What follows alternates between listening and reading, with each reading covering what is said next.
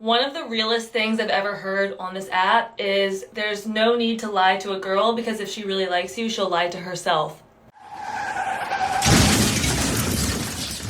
Cracking the code, one episode at a time.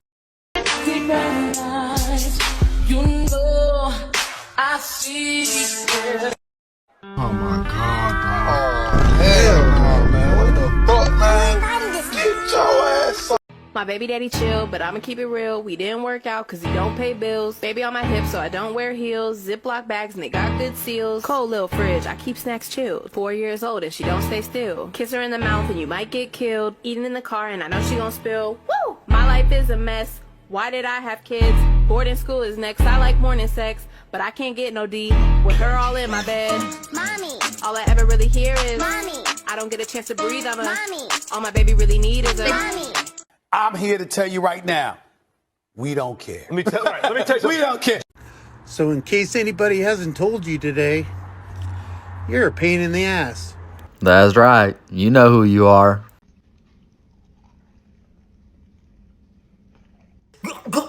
Fucking lobsters? Bro, eat the fucking lobster. Goddamn, what the fuck? A woman with 20 or more bodies stacked up, she is 16 times more likely to cheat. A new study came out a couple of weeks ago. I found it on Twitter. Look up GSS Norco, keywords male partners. The effects of oxytocin and romantic pair bonding, it's well known. You can look it up. Short version for here is this. The more men she's with, the more emotional connections and emotional breaks she's had. And with each new experience, she incrementally loses her ability to make a genuine emotional connection. Now add to this what I call situational arousal. Think Jack on the Titanic. A promiscuous woman in today's age, she's been with dozens and dozens, if not hundreds of men. What makes that 1 or 5 or 10 guys stand out? It's how they met. Situational arousal. Again, Jack on the Titanic. So even promiscuous women do want to settle down eventually. They don't want to be alone. But 1, they're physically incapable of making a genuine emotional connection to a man. And 2, as they struggle to make a relationship work, they're not conscious of their inability to make an emotional connection. They just don't feel it for him. So in her mind, he just doesn't measure up to Mr. Situational Arousal from 5 or 10 years ago. And of course, a man can pick up on this. Not sensing any genuine desire from her, he begins to lose interest as well. And being promiscuous, she has no real boundaries to casual sex, to taking care of her needs as she sees fit. And she'll do what she's always done. Damn, fellas. Can we finally trust the science or what? Yeah, man, this is like a major problem, you know? I mean, who wants to be with a chick that's been around the block? And when they figured out how to give it up easily, the problem is if they have any little problem with you, they know they just go rather talk to any other guys entertaining them and not sort of holding them to accountability. And then they'll just go have sex with them really easily and move on. Don't have to deal with you. Don't have to listen to you. So that's what it's turned into, guys. You know, you got to hit it and quit it. Or you got to find a 1%er, maybe outside the country. I've done it before.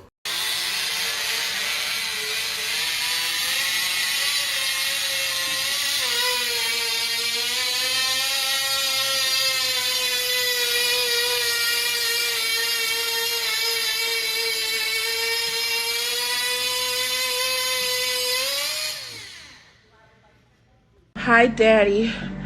Picture you come home and you see this.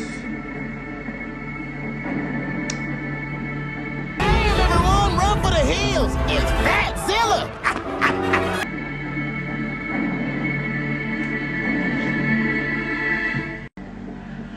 Fucking imagine that, right? I'm scared shitless right now. So I heard the iPhone 15's audio is like so much better, so we're gonna try it out.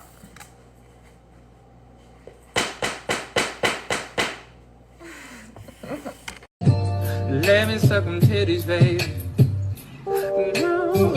Oh, yeah. People always say that because I drive a lifted truck, I have little man syndrome, but I'm not a man, and I like my things big. Let me get one of them titties to go, a side of ass, and a cup of them lips. What is the most attractive language a man can speak? Money.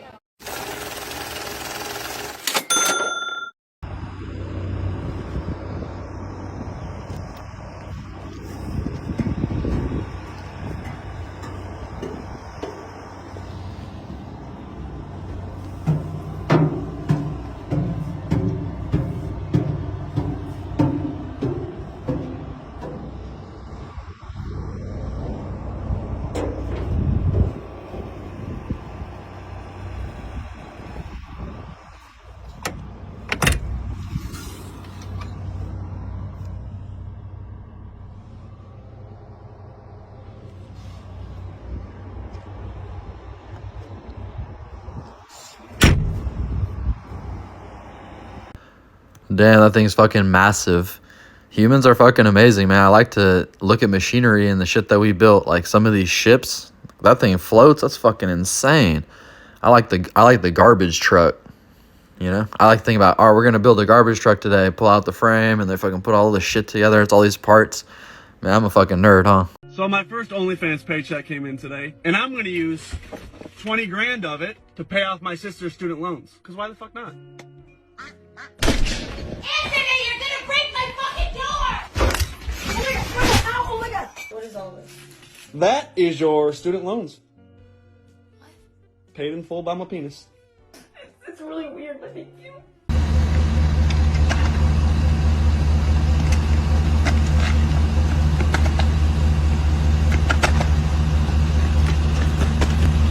You're gay. No, Granny. Who said that? No, Granny. No. Granny. Damn, she's sitting on that thing. One speed bump and it's fitting to pop. You want a kiss? The mace. You're a fucking creepy I'm sick of you. After her death, the staff at the hospital.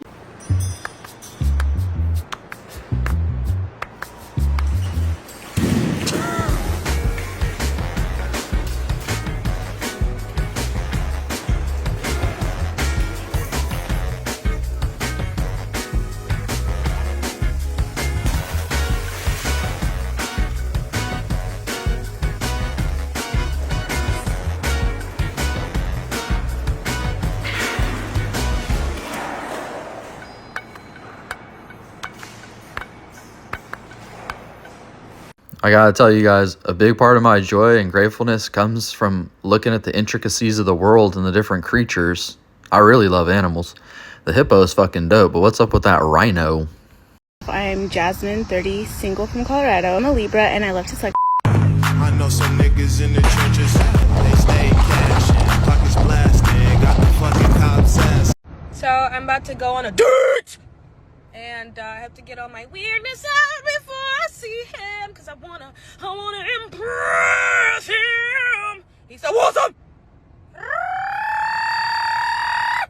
Man, I love that fucking energy. I'm trying to find a fun one like that.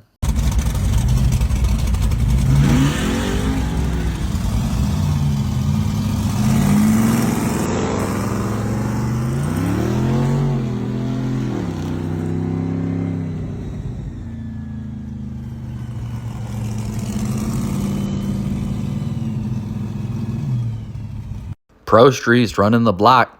Find them on racingjunk.com, one of my favorite places to shop. What's the freakiest thing you've ever done? Just one time I was hooking up with this guy and it was weird because every time I came over to his house, like I realized his dad was always like, you know, looking at me weird. And the guy I was with had a thing where he just left the door open. So we were getting it on. Next thing you know, dad pops in. Yep. Both? Yeah. Dad and son? Yeah, I think it was plotted because the son almost seemed like it was normal. Like didn't even question it at all. At all. Like the dad just hopped in and I had a great time. Was that like a one-time thing or was this like a reoccurring thing? I mean, after the first time, it just kept happening. Oh, wow. And then things had to be cut off because the wife found out. So. Bruh. Mom, if you're watching this, I'm so sorry for your loss. I'm not sorry. I would your husband again. Man, that's gotta be a fucking skit. There's no way. Like, how many of y'all could pipe a bitch with your dad? I'm out of there. Hell no. Who has more fun, blondes or brunettes?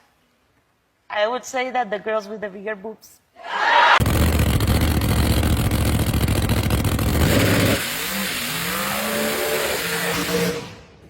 1, 2, 3.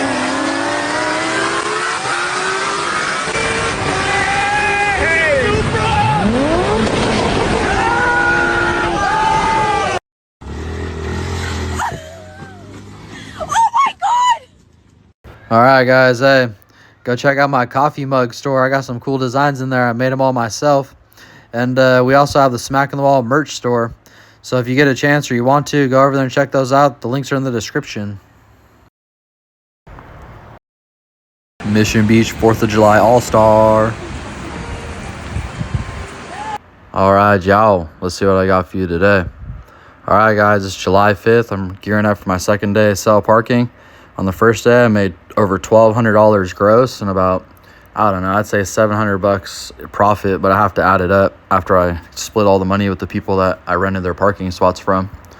But I wanted to take a second to say this today before I forgot.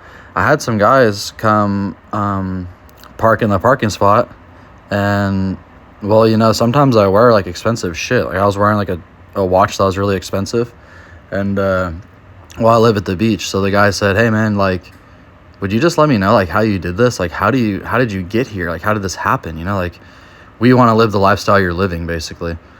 So they asked like what I did for a living and stuff, and so I had a brief conversation with them, and I think one of the key takeaways for sure, like I've always said, is beginning with the end in mind. Because like when I think about when I moved to the beach, it was like initially I had to think like, what do I want? And that's beginning with the end in mind. What I wanted to do was move to the beach. So when you do that and you determine what you want, you can ask yourself other questions about how to acquire the thing. So if I want to move to the beach, then I'm going to say, well, how much does it cost? And then I come up with a number amount, you know, $3,000 a month or whatever.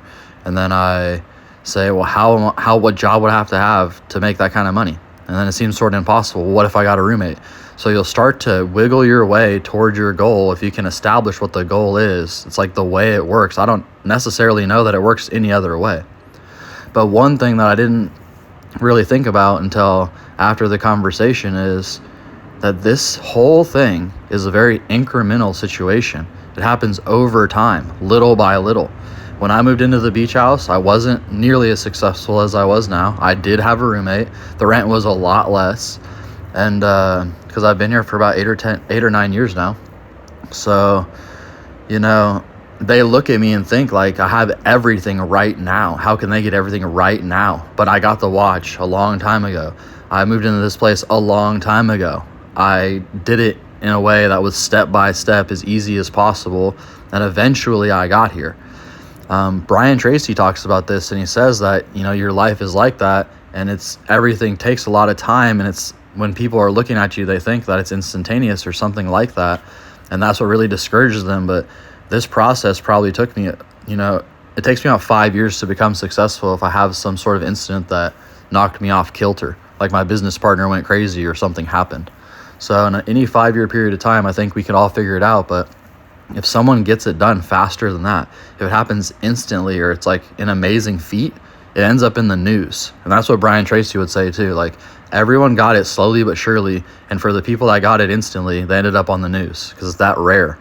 So I just want you guys to know that you can make it, but it's going to take time and it's going to be little by little. It's like when you get the beach house, you have a roommate, you get a better job, your roommate gets a girlfriend, he wants to leave. You can finally say, okay, I'm not going to fill this room. I'm going to live here by myself because you made it there little by little. All right, guys, get on that path, make it happen. It doesn't happen overnight. It wasn't supposed to. You're going to grow as a man, have a wonderful time on this adventure. All right, y'all, I always appreciate you tuning in. Please like, share, and subscribe, and we're going to see you on the next one.